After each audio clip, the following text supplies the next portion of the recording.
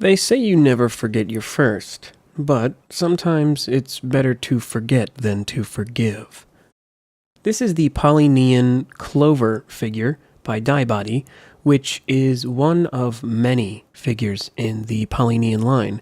This is actually a re-release, so the initial figure was released as number 1 in the set, whereas this is 10 figures later, and this was reissued as figure number 10. As you can see, the box is covered in great shots of the character, and inside we have a windowed display that shows us the actual character and some information on the left side.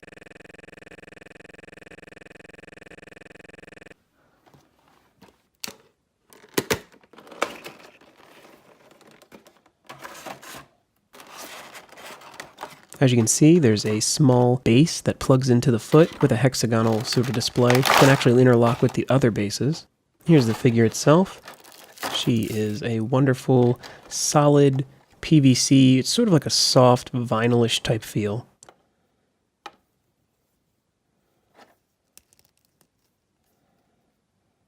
Here's the accessories. She comes with an angry face, a happy face, a pair of open hands, a pair of flat open hands, and a pair of 2 pegged, attached balled fists with holes in them, 2 pointing hands that also double as holders, and 2 peace signs, as well as this piece. Now this piece here is a seamless torso. As you can see, there's no seam where it connects to the ball joint, and strangely enough, the leg holes are smaller, so I think it only adapts to Iana.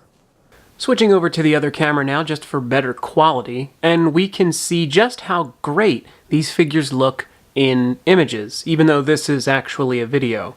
So this figure is 1/12 scale, meaning it's about 5 inches tall, and pretty much all of the Polynian figures are that size. I love the simplicity on these figures.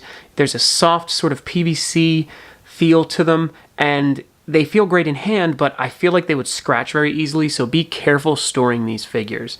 Let's show you how this figure looks in a couple different poses. Our first pose, of course, is this karate stance of her with her one leg up, ready to kick. I'm using a Figma stand only because it's a little bit easier to keep these things standing that way.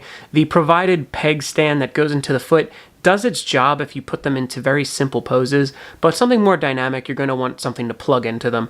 And the Figma stands actually work perfectly in either the area right above the butt, or there's even a peg in the head, and I suppose you could put it into either, or if you have one of the stands with the pincher claw, you could of course put that around the waist as well, but I think this just aesthetically looks a lot nicer and cleaner. And here we have her in a kneeling pose, which can go to show you, actually, these figures without stands do perfectly fine on their own. Gravity does plenty for them. They are designed in such a way that you can pose them organically on their feet or on their knees or sitting on their butts or whatever like that, and they can pretty much hold a pose. So here she's giving a bit of a peace sign and opening her hand to the viewer as if to help them join her in her pose. And maybe my most favorite of this session is her holding a giant pistol. She comes with a pair of hands that are somewhat opened for an item to be put into, though there of course aren't terribly many accessories for these figures yet. So I was able to find a gun for a Reveltech, for Alucard of course, and I went ahead and threw that into her hands, so it actually works really well. I mean, she is just dead serious right now. Now, as wonderful as these figures are, we need to check out the articulation. The one thing about these figures that's great is the many ball joints that they have composing their joints. These figures are incredibly articulate thanks to these ball joints. I'll try to demonstrate now that so much as you rotate them, you can get a crazy amount of articulation out of them. So say if you want it to be a little bit straighter, you'll keep the circle facing yourself, turn the leg in, and boom, then the leg rotates towards the body and it can go out and in, which is great. So if you then want to get a wider stance, you would of course bow the leg out and turn that ball so that you can then get something a little bit wider, which allows for really dynamic poses.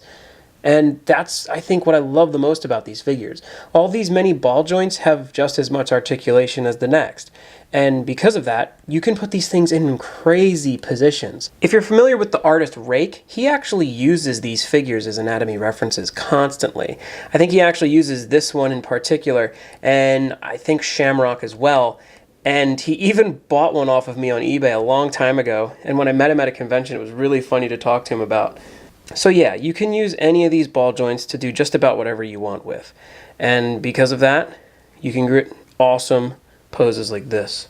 Donkey Kong. Another great thing about these figures is the interchangeability. All of the accessories that are for the other Polynian figures work with pretty much every figure. So even if it's the faces that you want to apply, say a blank face like this, and then you can apply the appropriate labels and stickers to make them have custom emotions, or the many hands that come with the different figures, or the ones that come separate in the boxes, or just an accessory for another one of the figures.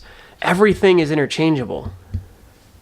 If you want to get these figures, I would recommend pre-ordering them definitely, because as they come out, they'll typically sell for about $50 or $60 depending on where you pick it up from, but then secondhand on eBay, a lot of times these will shoot up to around $90 or $100 a piece. Depending on popularity, you can go as high as $200 for the original Clover and Shamrocks, but I think that time has shown that they're not as viable as figures, and the only reason you would want to get those is for collection's sake. Let's do some size comparisons. Here's a dusty blobfish. Here is the Marie Amiibo. Here is a Robot Spirits Evangelion Unit 2. And here's the Figma of the Mad Scientist Hoin Kyomada. Clover is a great start to a wonderful series, and I'm so glad that they went ahead and remade the original 2. So, if you want to get it, I would recommend going to eBay or potentially Yahoo Auctions, and you can see if you can find it for something less than $100. Either way, thanks for watching. Next week, we're going to have another figure, so come on back for Figure Fridays.